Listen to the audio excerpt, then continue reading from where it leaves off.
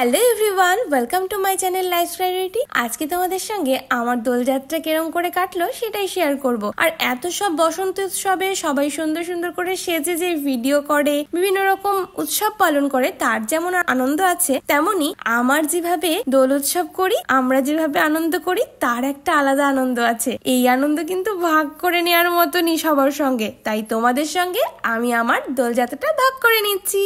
সকাল সকাল উঠে আগে স্নান ধান করে ঠাকুরকে পুজো দিয়ে নিই, এবং আমাদের বাড়িতে যেহেতু ছোট্ট একটা গপু আছে তাই তাকে আগে আবির মাখা এবং প্রত্যেকটা ঠাকুরকে আবির লাগিয়ে দিই। আর যেহেতু আজকে সোমবার তাই আমি শিবের মাথায় জল ঢেলে সব কয়টা ঠাকুরকে সুন্দর করে সাজিয়ে দিয়েছি।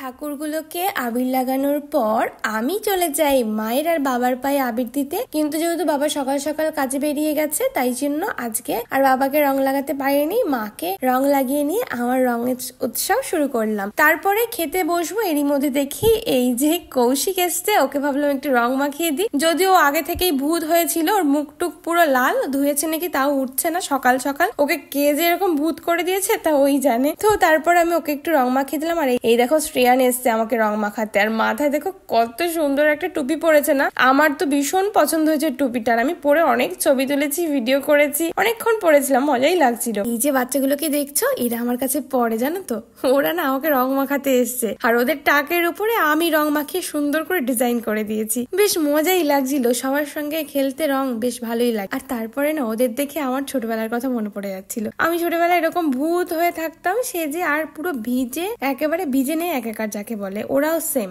শ্রাবণীও এসছে এই যে রং খেলতে আমাদের বাড়িতে বসেই প্রায় রং খেলাটা হচ্ছিল। পাশে আমবাগান আছে তো ওখানে বেশ ভালো মজা হয়, তো বেশ মজাই কাটলো দিনটা। সত্যি কথা বলতে রং খেলা উৎসবটা আমার কাছে খুব ভালো লাগে। তো জানি না কার কেমন লাগে কি লাগে না, অ্যালার্জি থাকুক যাই থাকুক বেশ ভালো লাগে। আমার তো অ্যালার্জিতে ভর্তি, তবুও আমার ভাল লাগে খেলতে, তাই আমি রং খেলাটা কখনোই মিস দিই না। এরই মধ্যে দেখো আমার মাথায় এরা কি সুন্দর করে রং করে দিয়েছে, বেশ ভালো লাগছে বলো। আমার তো মনে হচ্ছিল এরকম কালার যদি আমার চুলে করা যেত বেশ ভালো লাগতো।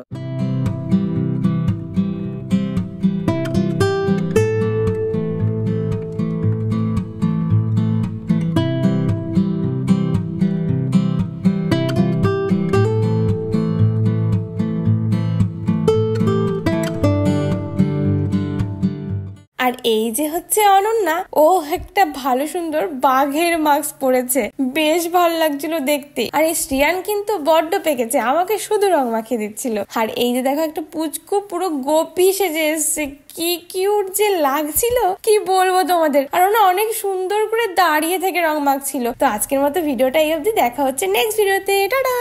তোমাদের ভিডিওটা ভালো লাগলে লাইক কমেন্ট শেয়ার করতে ভুলো না কিন্তু, আর অবশ্যই পারলে একটা করে কমেন্ট করো হ্যাপি হোলি লিখে।